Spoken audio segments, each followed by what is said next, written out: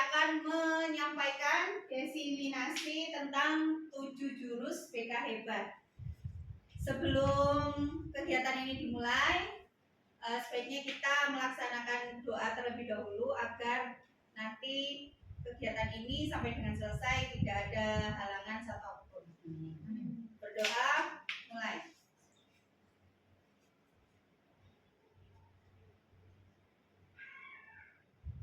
Doa selesai. Baik, ibu-ibu, kegiatan ini adalah pengimbasan yang akan kita lakukan hari ini adalah proyek dari salah satu kegiatan yang sudah saya laksanakan waktu di Diklat di Solo. Nah, Diklat di Solo itu tentang 7 jurus BK Hebat.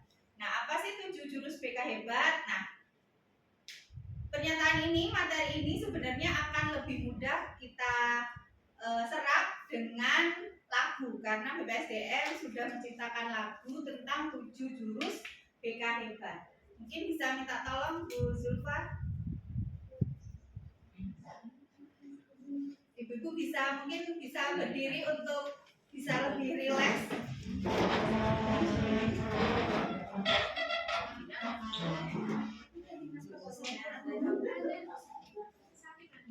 Bukan terkesakingan, oke.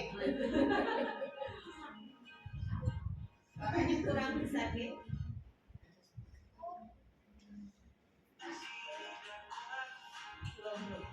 Jadi ini nanti ada seterusnya kenali potensi.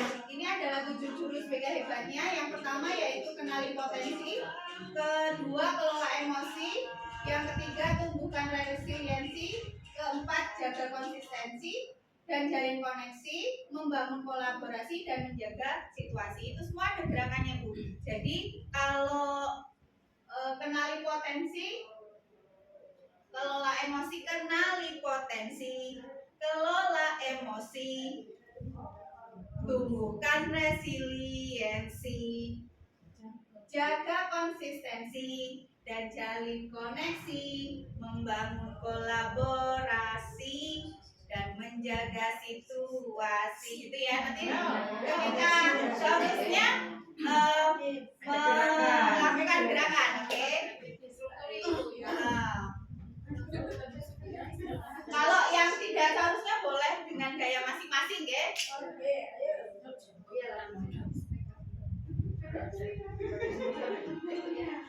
Suaranya sudah full, ya.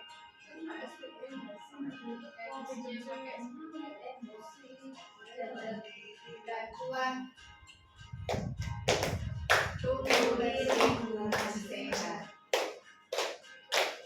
bersama guru yang hebat, penuh cinta dan bersahabat, mendidik dengan tulus, gunakan 7 jurus, kenali potensi, kelola emosi, tumbuhkan resiliensi, jaga konsistensi dan jalin koneksi, membangun kolaborasi dan menata situasi. Yang kedua,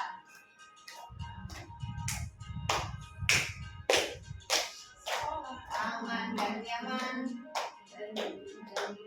dan juga menggembirakan, tempat bertumbuh harapan, bersama ayo kita wujudkan, mendidik dengan tulus, gunakan 7 jurus, kelola emosi, tumbuhkan resiliensi, jaga konsistensi, menjalin koneksi, membangun kolaborasi dan menata situasi.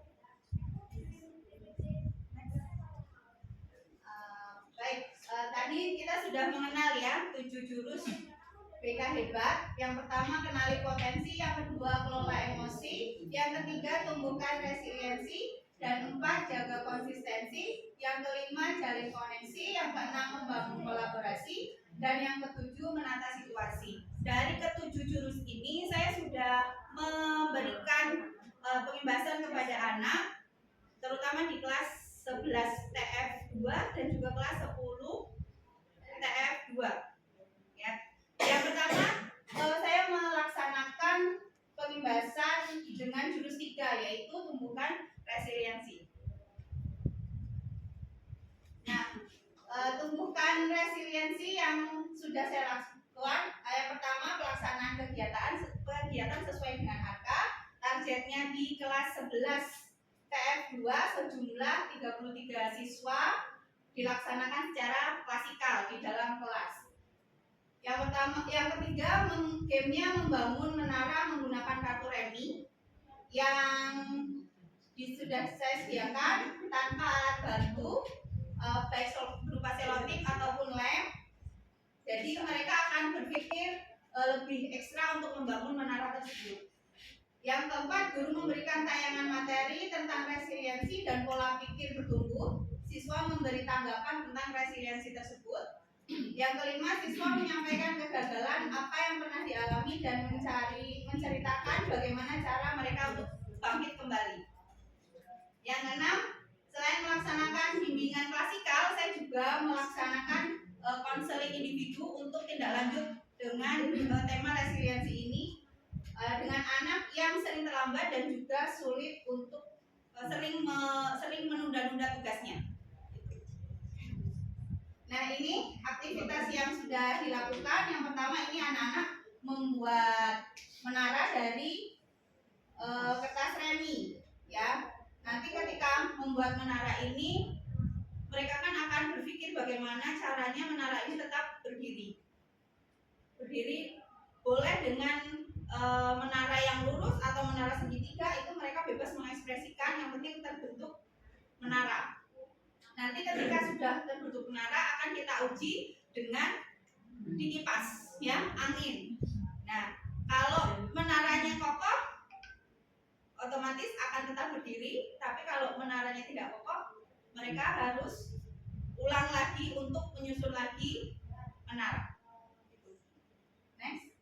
Nah, setelah itu saya juga memberikan bahan tayang berkaitan dengan resiliensi dan pola pikir bertumbuh atau pola pikir terbuka. Ketika melihat tayangan ini, anak-anak akan melihat atau menumbuhkan resiliensi dalam diri mereka. Next. Nah, ini setelah mereka melihat tayangan video, ya, tentang resiliensi, mereka juga menggali pemahaman anak-anak tentang kegiatan yang telah dilaksanakan. Jadi mereka menghubungkan dengan materi dengan kehidupan mereka sehari-hari. Lanjut. Nah, ini saya juga menerapkan bagaimana di dalam pola pikir mereka, ya, ada fixed mindset dan growth mindset. Jadi mereka mengganti pola pikir mereka dari fixed mindset menjadi growth mindset. Misalkan tentang kesuksesan, biasanya mereka berpikir, saya bisa sukses jika punya bakat aja. Kalau nggak punya bakat ya nggak mungkin saya sukses, kan gitu. Nah, kita ganti pola pikir mereka dengan saya bisa sukses dengan usaha, ya. Begitu juga dengan kegagalan. Misalkan kegagalan mereka sudah melakukan, misalkan ada ujian atau mungkin ada pertandingan, mereka sudah berpikir saya nyerah, sepertinya saya tidak bisa karena saya sudah tidak mungkin bisa, saya menyerah, misalkan begitu, ya. Kita ganti dengan growth mindset, saya akan mencoba. Dengan ini mereka akan mulai mencoba dan mencoba lagi. Atau mungkin dengan kesulitan, fixed mindsetnya saya tidak bisa, kita ubah growth mindsetnya dengan saya belum bisa. Artinya mereka harus lebih berusaha lagi supaya bisa. Lalu jika mereka menghadapi masalah, fixed mindsetnya, mengapa masalah terjadi pada saya. Lalu kita ganti dengan grow mindset, solusi apa yang bisa saya upayakan, solusi apa yang harus saya lakukan dengan masalah ini.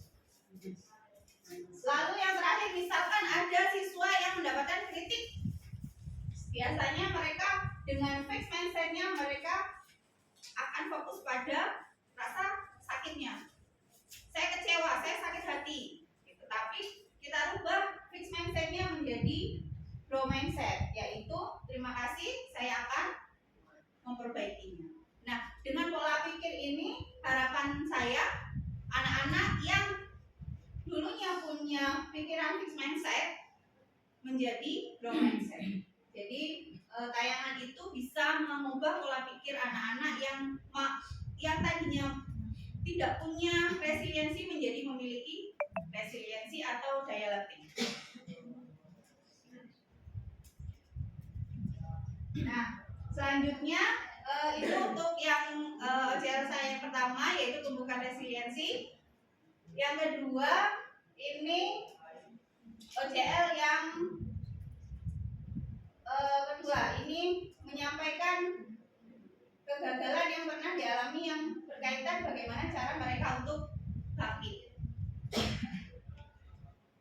Nah, yang ini OJL yang kedua tentang kenali potensi. Kenali potensi ini saya laksanakan sesuai dengan angka, targetnya kelas 10 DTF 2 dengan kegiatan klasikal.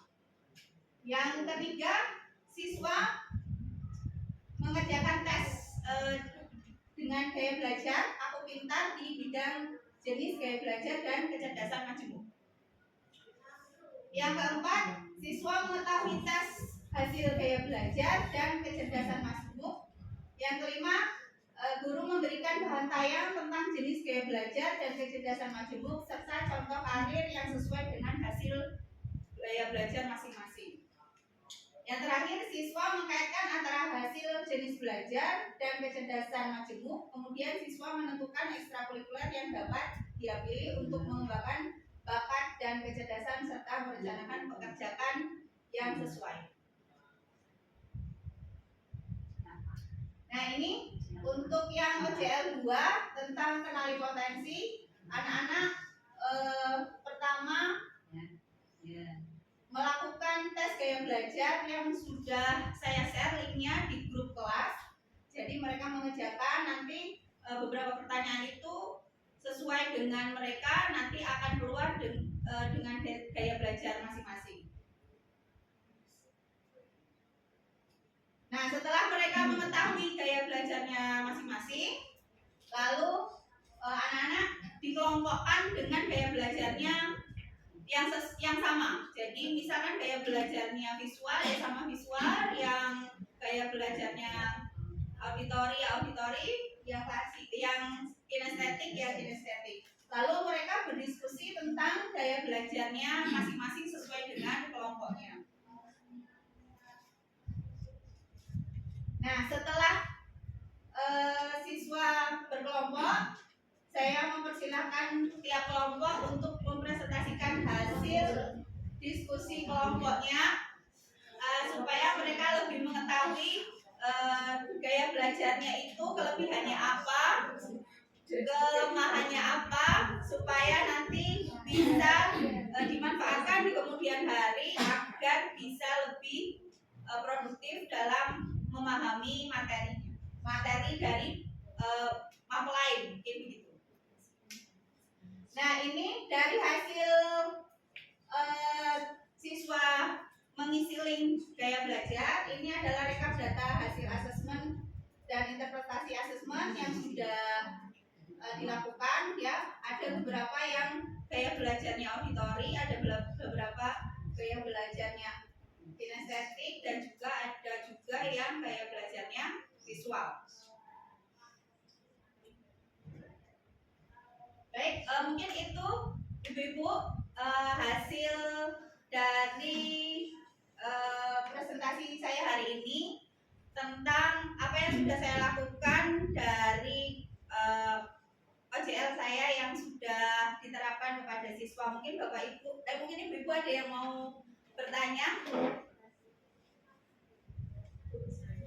Monggo. Dari yang panjenengan tadi yang menghasilkan kelompok visual, auditorik, dan estetik, apakah ada tidak lanjut di mana hasil itu kemudian diberikan kepada Bapak Ibu guru mapel, sehingga kami yang mengajar guru mapel itu kan Baik, terima kasih Bu Budi. Nantinya ini kan hanya baru satu kelas ya Bu Budi. Kemungkinan saya akan berkoordinasi dengan koordinator BK supaya nanti hasil belajar ini bukan hanya dalam satu kelas ini tapi juga bisa menyeluruh ke semua kelas. Nanti hasilnya yang seperti tadi ini kan saya baru punya satu kelas. Nanti itu bisa dibagikan kepada Bapak Ibu yang mengajar. Mungkin itu. Terima kasih. Ada yang lain mungkin? Saya Bu, terima kasih untuk pertanyaannya, kesempatannya ya. Bagaimana cara yang tepat untuk membantu siswa dalam menanamkan resiliensi, terutama pada siswa ya? Pada siswa, iya. Untuk menanamkan jiwa resiliensi atau daya lembing kepada siswa, sebenarnya sangat mudah. Asalkan kita dengan tulus ikhlas mau membantu anak, terutama anak yang punya mungkin daya lembingnya rendah. Misalkan ada anak yang sulit sekali atau jarang melakukan, jarang mengerjakan tugas gitu ya. Nah, kita bisa ajak diskusikan, bisa diskusi untuk anak tersebut supaya bisa untuk menumbuhkan resiliensinya. Mungkin salah satunya seperti yang saya lakukan tadi. Jadi ketika materi klasikal itu tentang resiliensi, mereka melakukan membuat menara. Nah, ketika jatuh mereka buat lagi, ketika jatuh mereka buat lagi. Itu sebenarnya mengolah pola pikirnya yang darinya fixed mindset menjadi growth mindset. Jadi ketika anak punya pola pikir growth mindset, otomatis daya lembingnya itu lebih baik lagi, lebih baik lagi. Yang penting dari kita adalah kita bisa care, kita bisa tulus untuk mau membantu anak yang mungkin daya lembingnya rendah. Mungkin itu. Ada lagi? Kalau tidak ada, saya ucapkan terima kasih Bu Ibu di tengah kesibukan panjenengan semua mengajar masih mau menyempatkan waktu untuk mendengarkan diseminasi dari saya.